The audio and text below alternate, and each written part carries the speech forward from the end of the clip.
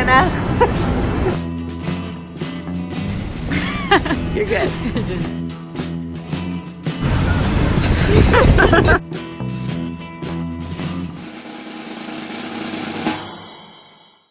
Hi Anna, which movie had the best costume and styling this year? I have to pick, I think, two films where we felt that the costumes were extraordinary. And the first one would be Once Upon a Time in Hollywood, where the costumes were designed by Ariane Phillips. And the look of the movie, which was set at the end of the 60s, early 70s, was so like an Alessandro Michele show for Gucci. You could put the two side by side and you couldn't tell the difference. And then the other film where we loved the way it looked, obviously, was Little Women, where the clothes were designed by Jacqueline Durand. It was set in the Civil War era, obviously very Victorian. And if you personally wanted to be inspired by that look to wear for yourself, you might want to look at Brock or Erdem or even Louis Vuitton, who loves that kind of jacket. If I was going to choose one, I would have to say she deserves to win. Anna, what was your best and worst date? Hello, Kendall. I'm only going to answer this question if you agree to give me your answers to exactly the same question the next time I see you, which will be shortly. So, in answer to my best dates, I have to choose going to the theater with my daughter or going to a tennis match with my son. And in terms of my worst date ever, back in the 70s, I was very, very interested in a young man who was a writer of very activist leanings, and he was always getting arrested and going to jail and getting a lot of quite negative press. And my father, who was an editor of a newspaper and never exhibited any interest in my boyfriends, asked me if he could meet him.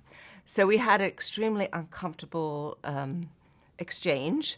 But then at the end of it, my dad said to the young man, I know you're interested in politics. Would you like to go to America and cover the upcoming election campaigns? And he, of course, was stunned and immediately said yes.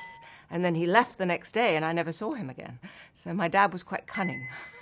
Hey Anna, what are you hoping to see more of on the runways in February? Well, I find when I make predictions about what's going to be on the runways, I'm always entirely wrong. But I do hear that we're going to be seeing a lot of short. And I saw that there was quite a bit of color at the men's collection, which usually is an indication of what we're going to see. So hopefully color and optimism. And obviously all of us at Vogue's across the world are hoping that the designers will be very mindful of sustainability and clothes that are meaningful and will be made to last. Hey Anna, I've seen almost no movies this Oscar season. If I could check out one movie, what should I watch? Very hard to choose one, so I'm going to give you two. The first one would be The Farewell, which is partly set in New York and partly set in China. Great story about a young woman confronting mortality with her grandmother. And the second one, which is a little darker, is nominated for many, many awards, has won already many awards, and is called Parasite. But I think you should go to the movies more often. Hey Anna, so what's a good gift that you can give somebody for Valentine's Day when you just started dating them? Well, if you're in a new relationship, I would honestly think about something that's not too serious, has a sense of humor. Maybe you might want to think about cooking them dinner. Our friends at Bon Appetit have an incredible list of recipes. A personal favorite is the squash carbonara. Hey Anna, which young designers are you looking forward to see on Fashion Month?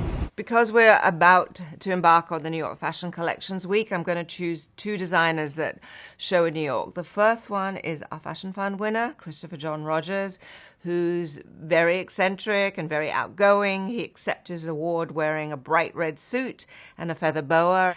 And then the other collection that I'm looking forward to seeing is the presentation by Brent Neal, who is a young jewelry designer. Hey Anna, what's the most romantic gift anyone's ever given you? These gifts may not qualify only as romantic, but in my mind they were very romantic and very personal and very thoughtful, and I was so touched, is both my daughter-in-law and my daughter took an enormous amount of time and trouble and put together these beautiful, beautiful wedding albums after both their weddings. Hey Anna, what do you do to pass your time while traveling during your fashion months? I'm basically on the road for a month, starting today. So it's a great opportunity for me to catch up on my reading. This trip, I am going to try to read the entire third part of the trilogy of Wolf Hall, which is 726 pages in length, written by Hilary Mantel. It's called The Mirror and the Light. Okay, the second volume that I'm going to try and read on my trip is the Dolphin Letters, which is the 7-year correspondence between Robert Lowell and Elizabeth Hardwick. So that probably won't be a quick read either. Hey Anna, what's a good Valentine's Day gift to get someone that you've been with forever? Well, if you're in a more of a long-term relationship, I would suggest something that includes the two of you. So possibly bracelets from Sosha, or maybe rings from Tiffany. Or if you want to do something that's more fashion-orientated, I just saw an adorable couple wearing matching sweaters from Loverboy, designed by Charles Jeffrey, on the streets of London. And if the budget's a little larger, Prada has some great ones that they just showed in the runways of Milan. Hey Anna, what should I get my boyfriend for Valentine's Day? I don't know your boyfriend, so it's a little bit difficult to answer that question, but tickets to a sporting event is always successful, like football or basketball or poker. I once gave someone who told me they loved tap dancing lessons, and that was a huge hit. Okay, see you next time.